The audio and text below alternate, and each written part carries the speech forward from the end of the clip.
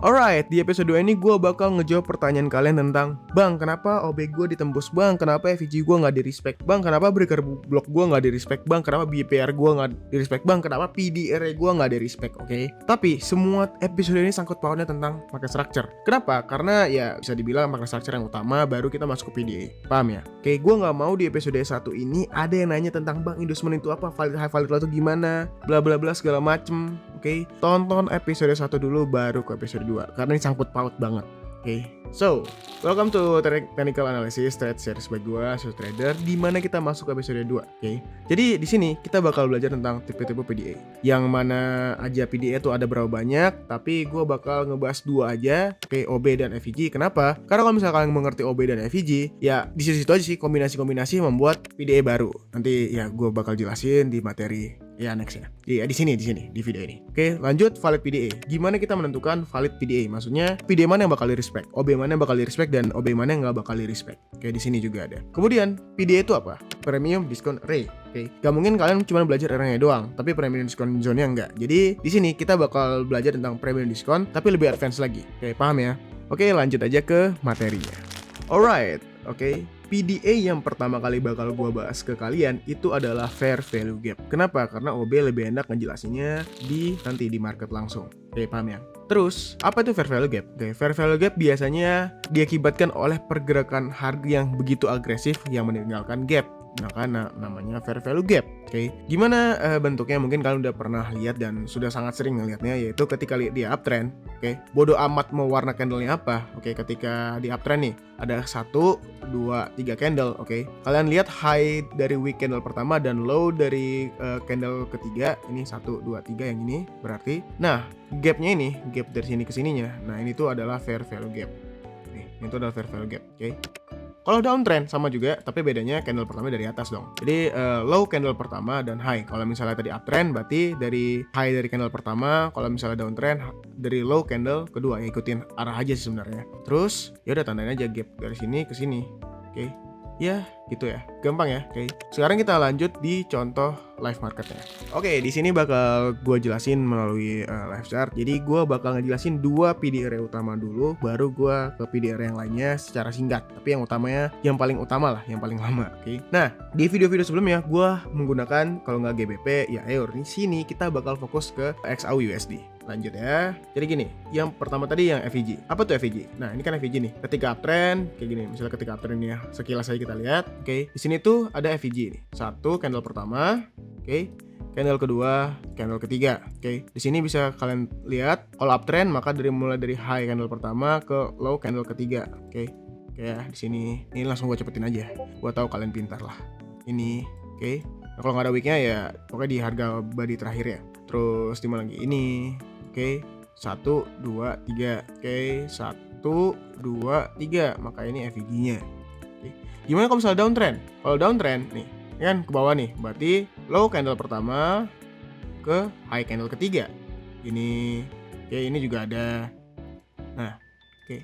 Ya tapi kalian bingung kan, yang mana yang valid? Kapan gue masuk yang valid FVG dan di mana gue bisa entry? Nggak mungkin kalian misalnya gini nih, ada FVG kalian langsung entry buy, ada gini, ada FVG langsung entry buy, kan nggak mungkin kan? Jadi gini, ini entry buy langsung SL dong. Oke, itu nanti kita bakal pelajari setelah contoh yang PDR ini. Oke, lanjut ke PDR selanjutnya di sini. Gue bakal ngerempet ini juga. OB, apa itu OB? Jadi OB itu adalah misalnya gini.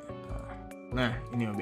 Ini di sini itu yang pertama itu adalah boss. Jadi misalnya ini ada berapa structure nih. Oke, ini nggak penting lah market structure yang bener yang eksternal atau internal. Yang penting ada boss dulu. Jadi yang ini nggak usah kita lihat dulu. Yang ini nggak usah kita lihat. Kita lihat lagi dari sini aja biar gue gampang jelasin ya. Sini ada boss. Set. Di sini adalah OB. Nah, kalian bebas mau nandain OB-nya itu area atau per candle gini, mau up candle, mau down candle sebelum up, atau mau candle terakhir benar-benar candle terakhirnya yang paling kecil di bawah, bebas. Kalau gue sukanya kalau nggak candle terakhir gue suka area. So, contoh gini, ini kan boss lagi nih. Oke. Nah, ini kan disentuh baru naik. Ini boss lagi nih. Nah, kalian bebas, kalian mau nandain yang ininya yang terakhir gini, atau kalau gue sukanya area gini. Oke. Tapi kalau misalnya kalian mau sniper entry pakai OB yang kayak gini. Oke, nah ini adalah entryan gue tadi. Oke, ntar gue jelasin juga kenapa bisa gue entry situ. Itulah OB. Pokoknya last movement ke bawah sebelum ke atas kalau misalnya ada uptrend, kalau misalnya ada downtrend, ntar ini downtrend. Oke, ini downtrend nih. Nah, ini downtrend. Oke, ini downtrend. Oke, OB-nya mana? OB-nya adalah yang ini. Nah, gini. Terus sebentar, mana downtrend? Nah, ini downtrend, ini kan bos nih. Oke, bos. Ini adalah OB-nya kalau downtrend. Oke, terus ini adalah bos lagi. Di mana OB-nya? Nih, ini OB tapi udah ke mitigasi. Terus ini adalah OB lagi. Oke. Bebas mau yang warna hijau atau mau yang warna hitam, gua nggak pedulin warnanya. Oke, gini ini OB disentuh. Oke, ya kayak gini ini lagi market sekarang. Oke, paham ya? Jadi kalau misalnya di sketsain, misalnya market lagi uptrend. Nah, kayak gini. Nah, ini tuh order blocknya. Kenapa? Biasanya tuh gara-gara agresif movement ke atas, oke, meninggalkan banyak orderan di sini, oke, buy limit di sini ya, kita ambil baru ke atas. Jadi kenapa disebut order block? Jadi gini, kan ada misalnya di market tuh ada yang namanya ya sell limit, terus atau ya sell limit lah dibilang, pemberhentian lah. Ketika orang pengen nge-sell, di sini ada buy limit. Nah, ketika kita nge-buy nih, ntar ini buy limit gue ganti warna hijau aja. Oke. Nah, ketika orang nge-buy ke atas gini, set, kayak pembentukan candle kan jadi kayak gini nih. Naik ke atas, kayak dari sini dia kan biasa di bawah sini. Naik ke atas di sini, terus dia ke bawah lagi. Kan dia pasti ke bawah dulu kan, bentar. Ke bawah lagi, terus naik ke atas lagi, biasanya gitu kan. Maka pembentukan candlenya bakalan kayak gini, dari atas ke bawah, dia ke bawah gini membentuk wick. Oke, baru dia ke atas lagi nih, baru ke atas lagi. Biasanya dia turun dulu ke bawah biasanya. Ini terus ke atas. Nah, biasanya di sini juga ada wick juga nih. Nah, ketika ada aggressive buy kayak gini, nah dia biasanya meninggalkan fair value gap, oke? Dan apa yang di bawah fair value gap ini? Ada orderan yang belum keambil, itu dinamakan dengan order block. Makanya orang tuh banyak entry di sini di order block. Kenapa? Karena ini RR paling gede, tapi bisa juga ada FVG. Kenapa? Karena kan ini orderan paling tinggi nih. Bisa kemungkinan strike rate-nya itu kecil. Apa tuh strike rate? Kemungkinan kalian entry. Saya kan buy di sini nih, SL di sini, TP sini. Oke, bisa aja market cuman nyampe sini doang nih, nggak nyampe ke sini. Jadi market cuma nyampe sini doang terus ke atas. Kenapa? Karena dia cuman ngisi order yang ada di FVG. Dan itulah kenapa alasannya dulu orang tuh bilangnya kalau ada FVG maka OB-nya tuh kuat. Kenapa? Ya karena ada banyak orderan belum diambil ketika ada aggressive buy. Ya di sell juga kayak gitu, hampir sama. Paham lah ya. Oke. Nah, untuk OB dan FVG udah kelar penjelasannya. Kita lanjut ke yang lain-lainnya. Oke. Ya, kalian bisa juga nonton di YouTube gua di episode bootcamp, oke. Tapi di sini bakal gua jelasin lagi. Jadi, kalau ada yang dinamakan dengan gini. Misalnya di sini ada FVG. Oke. Sini ada FVG. Ini FVG kan? Candle lagi downtrend, candle pertama, candle kedua, candle ketiga. Oke. Low dan high-nya ini FVG. Ketika FVG ditembus, ini dinamakan dengan IFVG atau inverse fair value gap. Oke. Nah, ketika inverse fair value gap ini digabung dengan fair value gap yang masih fresh kayak gini. Kan FVG tembus. Oke. Terus ini ada FVG lagi nih yang masih fresh. Ini pas banget sama buntutnya. Nah, ini dua ini digabung dinamakan dengan BPR. Paham ya? Nah, lanjut ya. Ini contoh yang lainnya, misalnya OB nih. Ada banyak sih OB-nya. Ya pokoknya selanjutnya adalah ketika OB di respect. Jadi ketika ini kan ada OB nih. Oke, ini ada bos. Nah, ini ada OB. OB ini bisa dibilang gak di respect lah. Ini gak di respect. OB yang gak di respect, ini OB yang ini tadi, ini menjadi breaker block. Jadi OB terus dilalui, ini menjadi breaker block. Oke, paham ya? Nah, kemudian jadi ketika ada ini juga bisa dibilang ini bos. Contoh bos week lah. Oke, sini bos week, tapi ini gak begitu bagus lah bosnya. Lebih bagus bos oleh body terus ada OB-nya. Ini gara-gara contoh aja. Ini adalah breaker block. Oke, ini breaker block. Ini breaker block karena udah udah dimitigasi. Oke, udah ditembus lah. Ini ada FVG. Nah, FVG ditambah breaker block. Ini kan breaker block, ada FVG baru yang versi fresh. Ini dinamakan dengan unicorn entry. Ya, itu bisa kalian lihat di playlist gua. Oke. Jadi ini ada breaker block, ada order block, terus ada FVG, terus ada FVG, ini ada FVG jadi BPR. Ya, mungkin itu aja yang paling penting, tapi gua cuman memakai FVG dan OB. Paham ya? Kenapa? Karena itu paling efisien. Ntar gua jelasin. Oke. Yang penting kalian paham lah apa itu PDA, contoh-contoh PDA di sini. Tipe-tipe PDA lah kalian harus paham apa aja. Karena itu penting untuk pemantulan di market nantinya dan titik entry kita juga. Oke, gue harap kalian mengerti lah tentang tipe-tipe PDA. Kita lanjut ke next materi. Oke, sekarang kita masuk ke valid or no-nya dari PDA array. Oke, kan banyak tuh yang nanya tuh, kenapa order block gue kagak di respect, kenapa fair value gue kagak di respect, atau kenapa breaker block gue kagak di respect. Oke, di sini bakal gue jawab. Jadi gini, ketika terbentuk market structure seperti ini, ada disebut dengan eksternal, ini eksternal high, ini eksternal low, ini eksternal boss. Oke, kan eksternal boss nih, eksternal low-nya ya gampang aja tinggal tinggal tarik kotak. External high-nya itu tuh dicari dari kapan liquidity pertama diambil. Ini belum. Nah, ini udah. Berarti ini adalah valid high dari eksternal. Oke. Dan juga ada yang dinamakan dengan market structure internal gini. Oke, cara trade-nya udah ada di yang episode 1, tonton aja. Ini bos lagi, dan udah ada nih bisa dibilang MSS ke atas yang menyebabkan ini adalah internal. Ini kalau bisa trade internal low-nya, ini internal low-nya. Oke, ini kalau market structure internal ya. Internal low-nya, terus di sini bos lagi, ini internal low-nya. Oke. Nah, gini. Jadi, PD array itu terbentuk kapan aja? PD array itu terbentuk ketika terjadinya leg dari eksternal, maka di sini bakal banyak sekali PD array. Di sini ada fair value gap, atau di sini ada OB, kayak atau ketimpa dua-duanya. Di sini OB, di sini fair value gap, kayak atau ya supply and demand itu sama ya. Supply itu OB minus, demand itu OB plus. Oke. Terus di sini ada OB juga, di sini ada breaker. Oke, di sini ada fair value gap. Banyak banget. Oke. Tapi intinya mereka itu bakal mantul dari salah satu PD array. Oke. Nah, di sini nggak cuman waktu eksternal aja naik ke atas terbentuk PD array, di internal juga ada. Jadi ketika terbentuk kayak gini nih, kan bos, di sini bakal ada order block, sini bakal ada order block. Oke. Nah, di sini juga bakal ada order block, sini juga bakal ada order block, sini juga bakal ada order block. Kayak di sini juga bakal ada order block. Nah, gimana tahu valid apa enggaknya? Lihat kapan market berada. Oke, maksudnya gimana? Ini kan pertama dia bakal pro trend atau run trend. Terus dia kemudian bakal retrace. Nah, pahami kapan dia lagi uptrend, kapan dia lagi downtrend, kapan dia retracement atau pullback. Oke, ketika dia uptrend gini. Oke, dia bakal menciptakan yang namanya PD array di sini. PD array di sini. Itu tuh untuk tempat mantulnya harga di nanti. Oke. Nah, kemudian setelah dia ini ada terbentuk internal market structure ya di sini. Nah, itu dia membentuk PD array yang bakal di-respect terhadap internalnya. Internal, ini internal, oke. Di-respect nih. Ini belum di-respect ya. Ini di-respect nih. Ini di-respect, ini di-respect, ini di-respect, ini di-respect, ini belum di-respect. Oke. Terus ini kagak di-respect. Kenapa? Karena dia udah masuk ke PD array leg yang eksternal tadi untuk mantul ke atas. Oke.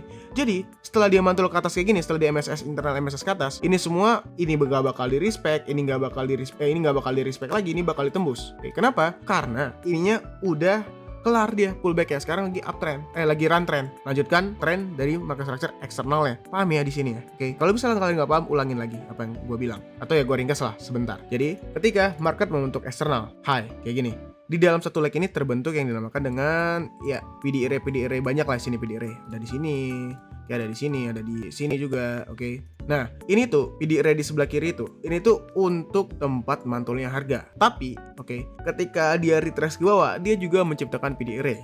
Paham ya? Dia menciptakan PD array. Sini PD array, sini tercipta PD array kan, sini tercipta PD array, di sini tercipta PD array. Ini tuh bakal di-respect selama, bakal di-respect ke bawah selama dia retracement atau pullback. Oke. Nah, ketika dia udah nyentuh di sini, untuk PD array yang di bawah sini, yang di leg yang tadi nih, dan dia mantul nih udah shift ke atas. Oke. Ini semua bakal gagal. Lagi. Oke, ini bakal gagal lagi. Misalnya di sini belum kritis nih, atau di sini belum kritis ya, ini bakal gagal semua. Kenapa? Karena kan tujuannya sekarang udah ke atas. Paham ya? Oke, gue harap kalian paham. Oke, ya sama lah kalau misalnya untuk kebalikannya. Nah, gini, ketika dia lagi downtrend, ini lagi downtrend, dia menciptakan leg downtrend. Dia bakal menciptakan PD array di atas sini, PD array di atas sini, PD array di atas sini. Oke. Ketika dia mau pullback ke atas juga, mau ke PD array yang di sebelah kiri nih, ke PD array eksternal, dia bakal membentuk PD array internal, di mana dia bakal nge-respect sampai dia nge-respect PD array yang di eksternal, baru dia ke bawah. Pada saat dia ke atas, dia bakal nge-respect PD array yang di sini. Pada saat dia ke bawah, dia bakal terjun dan tidak nge-respect PD array yang di sini. Dia bakal nge-respect PD array yang di sini lagi.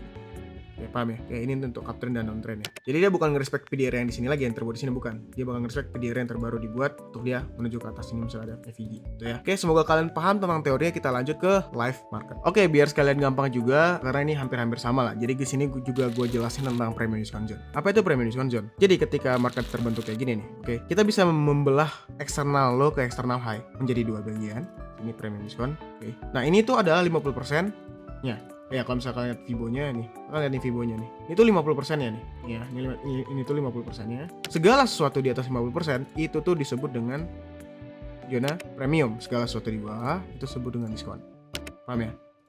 Nah, ini untuk apa? Ini tuh untuk ngelihat kan ini ada terbentuk nih PD array di sini, PD array di sini. Oke, di sini juga ada PD array, juga ada PD array. Oke. Ini tuh untuk mengenaikan probability dari reaksi PD array. Maksudnya apa? Jadi kita kan hanya bisa kalau misalnya satu time frame ya, menebak di mana PD array-nya bakal di respect. Ini nggak mungkin. Ini nggak mungkin. Oke. Ini memungkinkan, ini memungkinkan, ini memungkinkan. Kenapa ini nggak mungkin? Karena ini berada di daerah premium. Ketika uptrend, ya misalnya ketika uptrend kayak gini nih.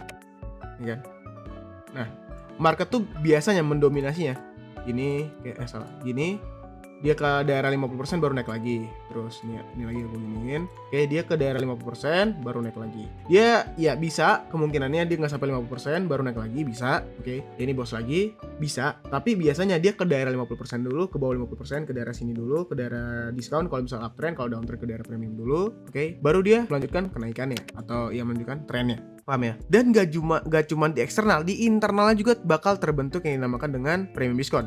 Ini. Dan banyak juga di sini bakal ada PD array yang lainnya di sini. Kalian bisa milih dengan cara ya tadi ini kan downtrend nih, berarti di daerah premium yang kalian pilih. Kalau lagi uptrend di daerah diskon. Jadi PD array itu bisa kalian gunakan di eksternal dan di internal di sini. Nih bisa kalian gunakan di sini, bisa kalian gunakan di sini, bisa kalian gunakan di sini. Paham ya? Biasanya gue menggunakan premium diskon itu menggunakan OT. Apa itu OT? Jadi misalnya gue malas nih, ya kan buat aja kayak gini. Misalnya 705 nih. Nih kayak gini ya bentuk settingannya.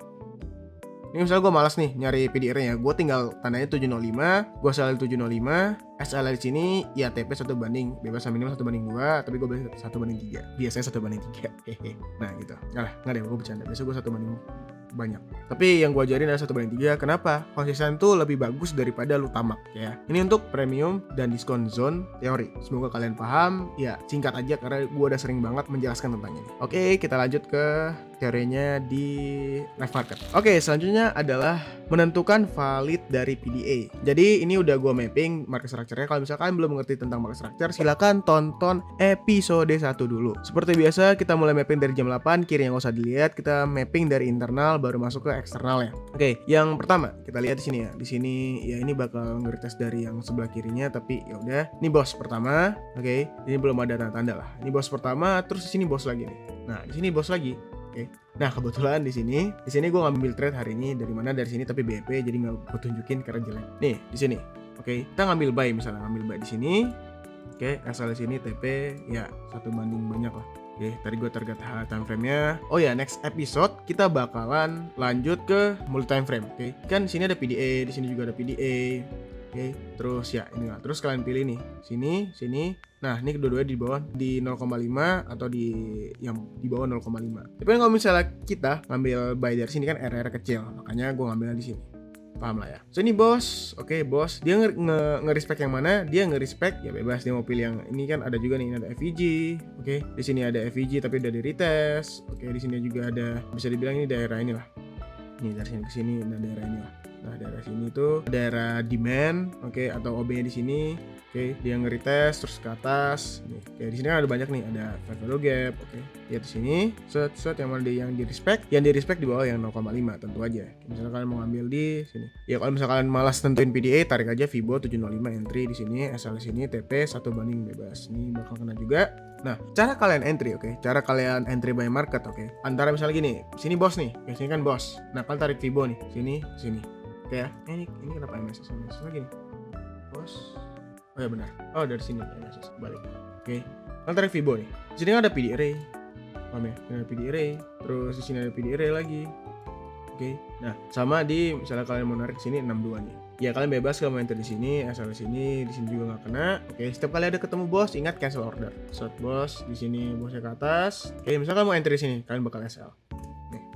Sini kalian SL, ke atas lagi. Ke atas lagi. Nah di sini kebetulan dia nggak nyampe 0,5, tapi ini tetap valid. Kalau nggak nyampe 0,5 tetap valid di bos. Sini di bos. Pas di bos kayak gini. Di mana internal terakhir ngambil low-nya sini. Maka di sini adalah OB. Nah, yang tadi yang gue share screen di Discord, kan gue ngambil di sini ke sini nih, iseng doang nih sebenarnya. Sini 1 banding 3, tapi malah BEP. BEP duluan baru ke TP deh. TP. Oh, tadi gue ambil 1 banding 4. Dia BEP duluan baru ke TP. Dia MSS, terus dia ke bawah lagi. Ini yang tadi gua share juga di sini. Oke, lanjut lagi. Bos lagi ke sini, ya seperti biasa lah gini. Oke, nah kita pakai contoh review lah track gue yang TP. Di sini ada berapa PD array? Ini ada PD array. Oke, sini ada PD array, ada order block, sini juga ada PD array, tapi udah kami mitigasi. Oke, di sini juga ada PD array tapi udah kami mitigasi. Ini kan gue pakai ini. Nah, ini udah kami mitigasi. Oke, ini juga udah ditembus. Oke, di sini gue pede banget gue entry dari sini. Karena ini zona masih fresh. Oke, dan ini berada di daerah discount zone waktu uptrend. Nah, di sini gue ngambil di sini. Nah, cara kalian naruh SL yang pertama itu di sini, lebih dikit ya. Di sini, lebih dikit. Ini, atau kalian menaruh SL di sini. Ini disebut dengan agresif, ini disebut dengan ya lebih ini aja sih, lebih aman. Nah, gue tadi entry gini, kenapa? Karena ya gue udah menghasilkan banyak R di pagi, jadi di sini gue kehilangan 1 R juga nggak apa-apa. Ini gue entry di sini, ini kalau nggak salah. Nah, TP 1/10. Ini, oke. Ini ada PD array, terus sini ada PD array juga. Sini, terus di sini ada juga. Nah, kalian tinggal milih aja. Ya udah gue gini, terus bam, ke entry dan yap. Sini dan hampir SL. Oke, dan bam. Yap. Ke TP. Untuk bukti dari ininya, ya untuk bukti ngambil posisi ini dan ini hasil TP. Oke, semuanya udah gue share di Discord. Oke, and mungkin ini aja buat video yang ini. Semoga kalian mengerti. Ya kalau kalian nggak ngerti lagi, gue nggak ngerti sih. Kayak gini lah, gampang lah. Oke, ya tadi dari teorinya udah lumayan mengerti lah. Kita masuk nanti ke high time frame. And see you guys in the next video. Goodbye.